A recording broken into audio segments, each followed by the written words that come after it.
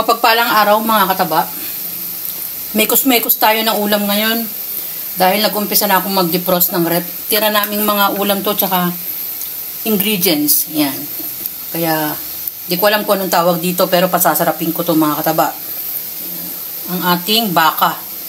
No? Tsaka atay ng baboy, sinama ko na yung konti. Pinakulo ko na to ng pinakulo. Tapos yung beef stock natin, nagtanggal ako kasi mamaya ipampapakulo ko uli. Meron tayong bawang, sibuyas, saging saba, kamote. Meron tong kamote. Yan mga kataba, oh. Binabad ko lang. Siling green, liver spread. Wow, nakalimutan ko. Oyster sauce. Yung iba-iba nating spices. Pwedeng wala nito mga kataba at ketchup. Kasi pamalit ko naman to sa ating tomato sauce. Diba? Ayan. Mamantika na siya. Pwede na natin ilagay yung ating bawang sibuyas. Mango.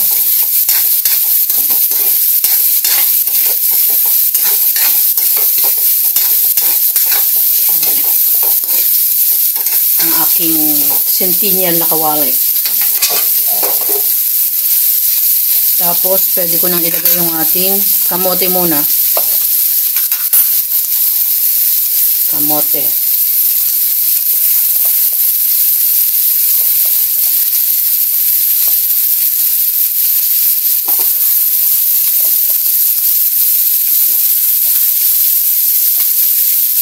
Mamaya yung saging. Magdagdag tayo ng konting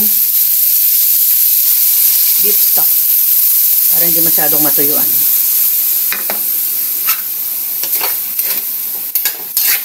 Bayaan muna natin kumulo at lumambot ng konti yung ating kamote bago tayo maglagay ng mga pampalasa.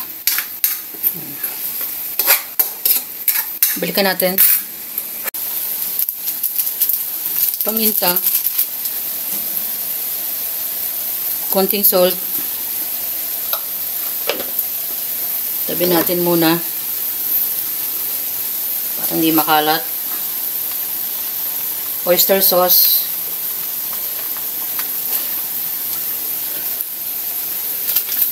Pampalasa. Ajinomoto. Liver spread. Amay ko nasasaydin para hindi kayo mainip. Ketchup.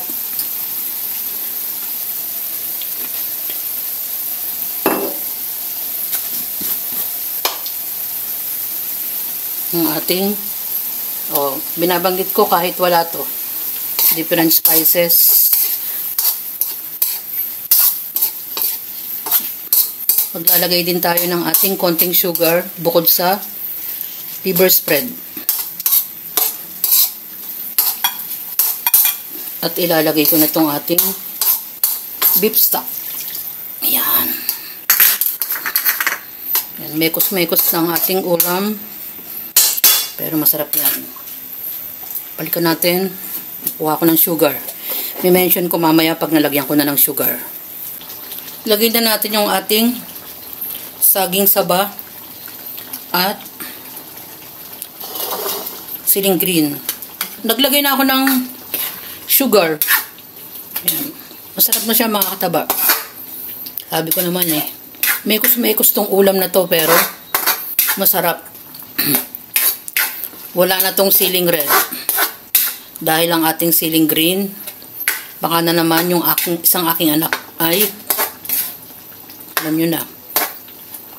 Hindi masyadong appreciate yung maanghang masyado kasi lalasa pa tong siling green. Pwede kayo maglagay ng siling red. Sarap na. Alain mo, mekos-mekos. Pero masarap ang kinainatnan. Konti na lang. Pag kulang yung ingredients natin mga kataba, wala tayong tinatawag na klase ng ulam. Yan naman ang ating minekos-mekos na ulam. Diba mga kataba kung ano lang yung meron. At kasabay ng pagmekos-mekos, patsamba na rin. Pero ang kinahinatnan ay napakasarap naman. Tulad ng ating baka. Nilagyan ko lang yan ng ketchup at different spices yung ginagamit natin. Kung wala kayo nun, pwede kayong gumamit ng tomato sauce. Dahil nga patsamba-tsamba lang, ang aking gulay ay kamote at saging saba. At liver spread, mga kataba, kasama ng mga iba't ibang pampalasa. Yan yung ating mekos-mekos na ulam na napakasarap. Enjoy, kumain, at maging masaya. Salamat sa panonood! At bye! Ingat mga kataba!